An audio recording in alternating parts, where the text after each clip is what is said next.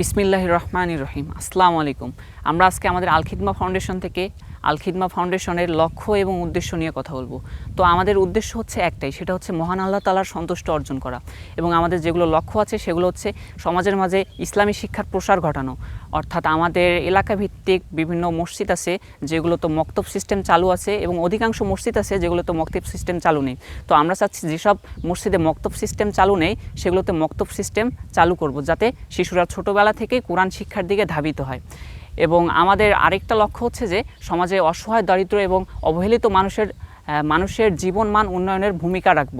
অর্থাৎ সমাজে যারা গরিব দুঃখী মানুষ আছে তাদের মাঝে আমরা দান করব, আর আমরা এমনভাবে দান করব যাতে তারা পরবর্তীতে অন্য কারো কাছে হাত না পাতে। অর্থাৎ তাদেরকে যেভাবে দান করব, দানের ধরনটা হচ্ছে আমরা যাতে তাদের দানটা এমন পরিমাণ দেই যাতে তারা এটার উপর ভিত্তি করে কর্মসংস্থান সৃষ্টি করে সেটা থেকে জীবনযাপন করতে পারে। অর্থাৎ মনে করেন আমরা কোনো মানুষকে রিক্সা কিনে দিলাম, তো সে সেখান থেকে জীবিকা নির্বাহ করবে। এবং গবাদি পশু যেমন গরু, ছাগল, এগুলোর মাধ্যমে আমরা আমাদের দানের কার্যক্রমটা চালাবো। এবং তৃতীয়ত হচ্ছে আমাদের যেটা লক্ষ্য সেটা হচ্ছে মানুষের মাঝে উদারতা সৃষ্টি এবং সৎ কাজের জন্য উৎসাহিত করা।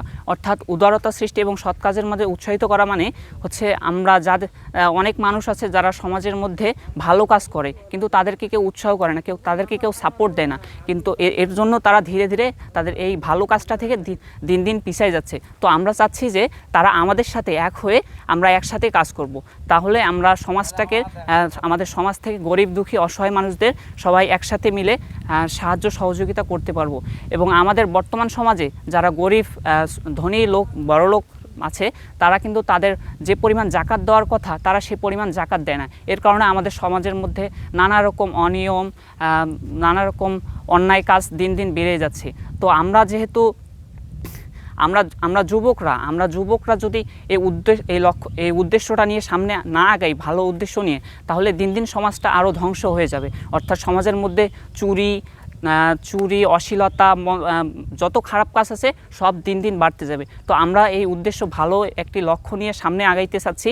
তো আমাদের মতো আরও যারা যুবক আছে আমরা চাচ্ছি আমরা সবাই একসাথে কানেক্টেড হয়ে কাজ করব। তাই আমাদের ভিডিওটা আপনারা যারা দেখতেছেন তারা দয়া করে সবাই আমাদের ফাউন্ডেশনের সাথে যোগ হয়ে যাবেন, যাতে আমরা সবাই মিলে একসাথে কাজ করতে পারি।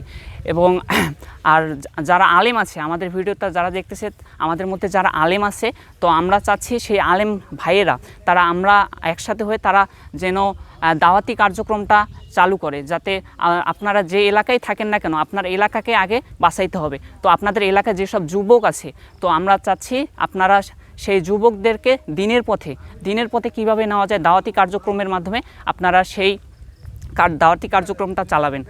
এবং যারা বিশেষ করে দান করেন কিন্তু তারা কাঙ্ক্ষিত ব্যক্তি খুঁজে পান না, তারা যে দানটা করতেছেন, অনেক ফাউন্ডেশন আছে, অনেক সংগঠন আছে যারা দানটাকে মানে সঠিকভাবে ব্যবহার করতেছে না। কিন্তু আমরা চাই যে আমাদের মাঝে কেউ দান করলে সেটা তাদের আমানত আমরা সঠিকভাবে অন্যের কাছে পৌঁছাই দিতে পারবো।